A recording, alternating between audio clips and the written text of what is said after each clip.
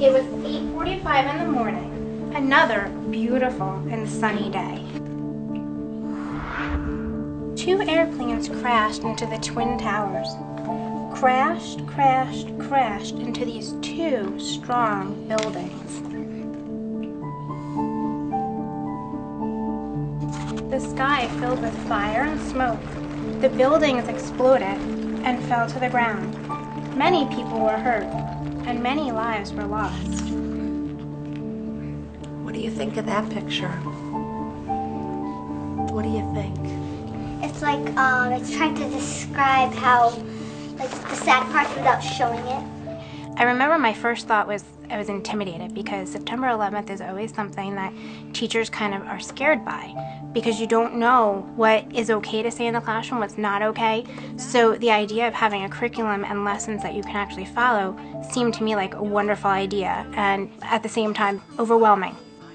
Believed to be the first state-led effort of its kind, New Jersey has developed a comprehensive curriculum to help teachers address the complicated topic of 9/11. The effort involved volunteer educators working under the guidance of the state's Commission on Holocaust Education.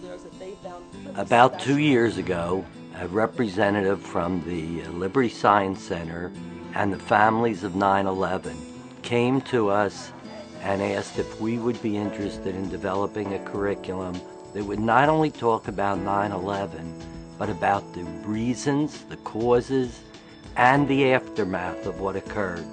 Not only for the high school kids in social studies and history, but for kindergarten through 12th graders to learn about it in not only with the head, but with the heart.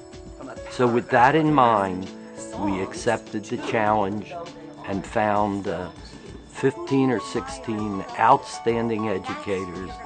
These are volunteer teachers who provided probably 1,000 hours of work to develop the 150 lessons that will be able to be utilized in the classroom. I'm going to show you a short video clip of something that happened on the day of September 11th.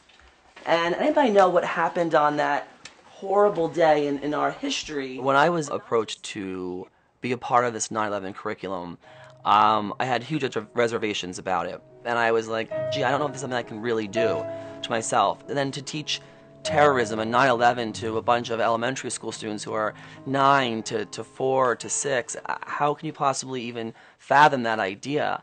Another person who would like to share there. All right, Nicole, want to share yours? The heroes I picked were the New York firefighters. I picked them because they risked their life going into the Twin Towers. What we hammered out the very first weekend were a series of themes around which to base our approach to a curriculum.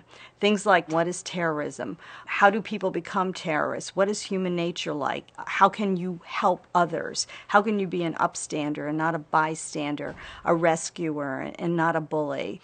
Ultimately, those themes became units, and we agreed that they would look very different for a K1, 2, and 3 than they would for an 11th or 12th grader. I saw it was a very delicately and appropriately aged developed curriculum, that there was 3 levels, of course, that being elementary, middle school, and high school, and that the elementary level is more of a character ed based kind of lesson where we're not stereotyping, talking about heroes and remembrance and memorials. And I've soon learned that this is something I can do, that this is something that we have to teach. The curriculum goes far beyond social studies, with lesson plans that involve numerous subjects. We thought if we can have it available to them in so many different areas, if they're strong in science or they prefer the sciences or the social studies or music, if they want to have a lesson that involves music and that's the way they want to teach it, they could be comfortable with that. The 9/11 curriculum is available online for teachers to use and provide feedback, and the goal is to roll it out completely in 2012.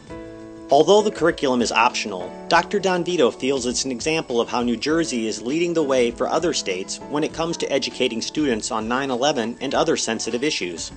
I think New Jersey is head and shoulders above other states in terms of anti-bullying legislation, in terms of the Amistad, and certainly on the Holocaust. And I think it's largely due to Paul's efforts and the efforts of the Commission, who are supported throughout the state. But the key is the teachers. It's the teachers that have embraced this, and they have done so on their own, and I think with a passion and a love, not only for teaching, but for their students and the impact that it's going to have on their students.